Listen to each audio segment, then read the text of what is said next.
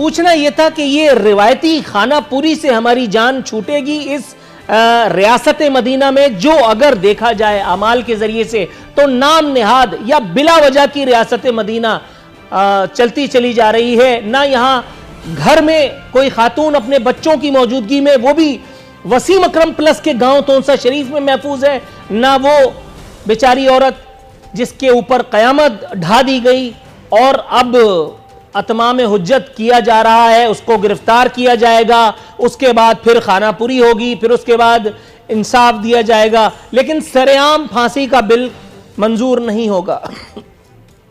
नूरुल आरफीन, मैं समझता हूँ इस वाक़े ने 2-3 दिन से बिल्कुल एक दिल दुखावा सबके अंदर जो बहुत दुख है।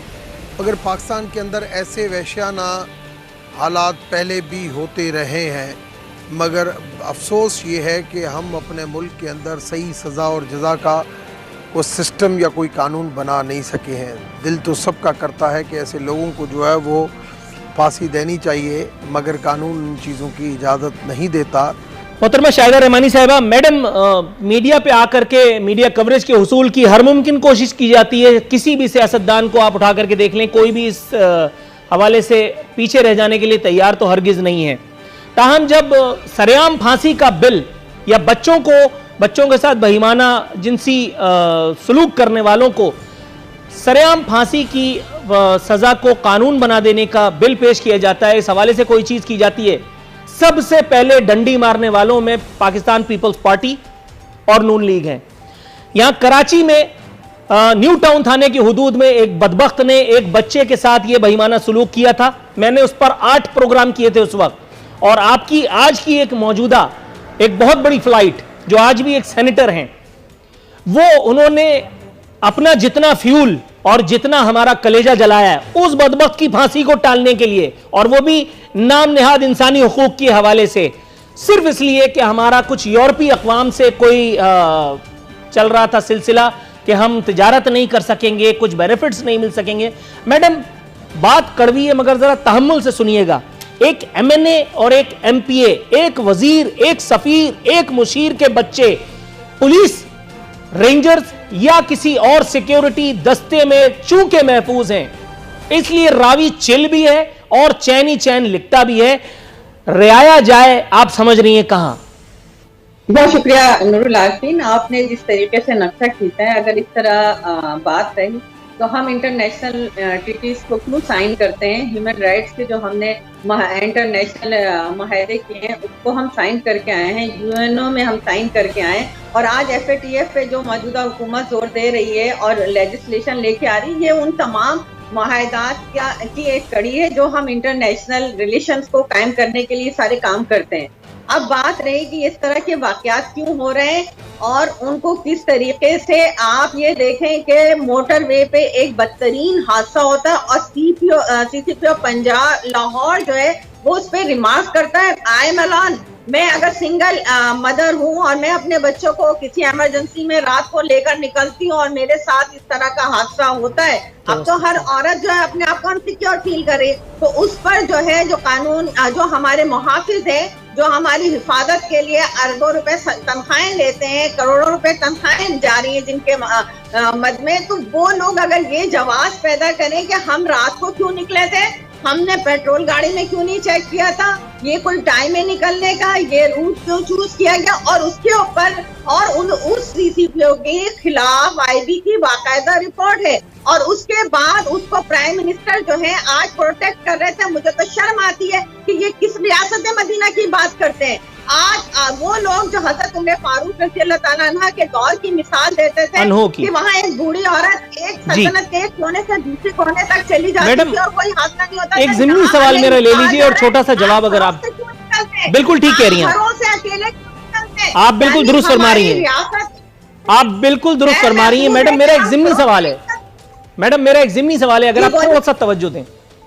आपने महज एक लाइन में मुझे जवाब देकर के खामोश करा दिया और इस मौजूदा हादसे पर आ गई, गो कि हमारा मौजू यही हादसा है, लेकिन फिर भी सिर्फ आपसे यह पूछना चाहूंगा कि यह जवाब आप नहीं समझती कि सफाकियत पर मबनी है, जो अभी थोड़ी देर पहले आपने दिया, निहायत आजिज़ी, निहायत इंकिसारी और एहतराम के साथ आपसे यह पूछना चाहता हूं कि अगर बैनुल-अक़वामी मुआहदात आपके मेरे बच्चों की माज़अल्लाह मेरे मुंह में खाक जानों के तहफ़्फ़ुज़ की राह में रुकावट बन रहे हैं, तो आपको बैनुल-अक़वामी क़वानीन की परवाह ना कि रियाया के हुकूक की? बहुत माज़रत के साथ मुख्तसर जवाब। यानी हम अपने रवैयों को, अपने बिहेवियर को, अपने कल्चर को बेहतर नहीं करेंगे। और आपने कहा, अभी आपके साथ ही ये भी कहा था कि एमएनएज और सेनेटर्स के बच्चे जो हैं वो कुछ भी करते फिर वो छूट जाते हैं। आपको ये मालूम है कि जो पार्लियामेंटेरियंस होते हैं उनका सबसे ज्यादा एहतसाब होता है। इस वक्त भी कड़े से कड़ा एहतसाब पार्लियामेंटेरियंस के। Very wrong. मैंने ये नहीं कहा कि वो कुछ भी करते फिरे, मैंने ये कहा वो सिक्योरिटी दस्तों के बीच में महफूज जिंदगी गुजारते हैं, उनकी जिंदगियों को वो खतरा लाहक नहीं है जो एक आम आदमी के बच्चों को है। आप जो नक्शा खींच रहे हैं वो रियलिटी से बिल्कुल डिफरेंट है। पार्लियामेंटेरियन या कोई एक पार्लिमानी जमात जो है वो लेजिस्लेटिव। मैडम थोड़ा सा तवक्कुफ की इस्तदा मैं आपकी तरफ आता हूँ। मैं राना अरशद साहब को शरीके गुफ्तगू करना चाह रहा था। ये है पर अमल दरामद कराना और मुजरिम को सजा देना। असल चीज ये नहीं कि मुजरिम अगर बात आ रहे तो वो बच जाए।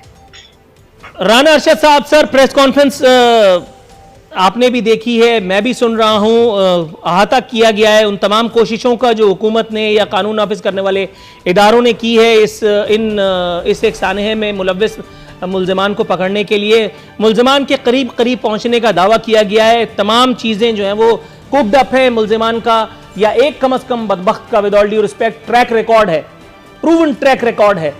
सर मईशत खराब है तो नवाज शरीफ ने कर दी, कुछ और हुआ है तो वो जरदारी ने कर दिया, कुछ और हो गया है तो वो फलाने ने कर दिया। और उसके बाद फिर अगर कोई इस तरह का बयान आपके सामने आ जाए कि इस मुल्क में ताकतवर लोग ही सब्सिडी ले रहे हैं, तो आदमी अपना सर ही पीटे फिर कि भाई अगर ताकतवर लोग सब्सिडी ले रहे हैं तो आप दे क्यों रहे हैं? सर जहांगीर तरीन साहब का नाम राना अरशद साहब ने लिया तो उन्हीं के कंधे में रख के मैं चला देता हूं। जहांगीर तरीन साहब को निशाने इबरत बना करके ये एहतसाब की गाड़ी में जो डीजल फ्यूल ईंधन आप डाल सकते हैं, इसकी सिग्निफिकेंस आपको भी पता है। अब आप ये मत कहिएगा वरना मैं रूठ जाऊंगा बाकायदा कि ऐसा होना चाहिए, ऐसा होना चाहिए, क्योंकि जब भी आप मेरे प्रोग्राम में आते हैं आप मुझे अच्छी अच्छी बातें करके टाल जाते हैं, मैं आपसे खफा हो जाऊंगा सर। देखिए, पहली चीज़ तो ये हर आदमी की अपनी भी एक इज़्ज़त और वक़ार होता है।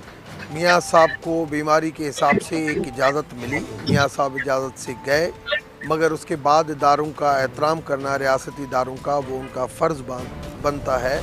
3 मरतबा प्राइम मिनिस्टर रहने वाला है तो है या नहीं है, मगर उनको कम से कम एक आउट ऑफ द वे इजाज़त दी गई। बहुत सारे कैदी हैं जो इस तरीके से जेलों में बैठे हुए हैं, मगर इजाज़त दी गई और मैं समझता हूँ अच्छा फ़ैसला था, हुकूमत का भी अच्छा फ़ैसला।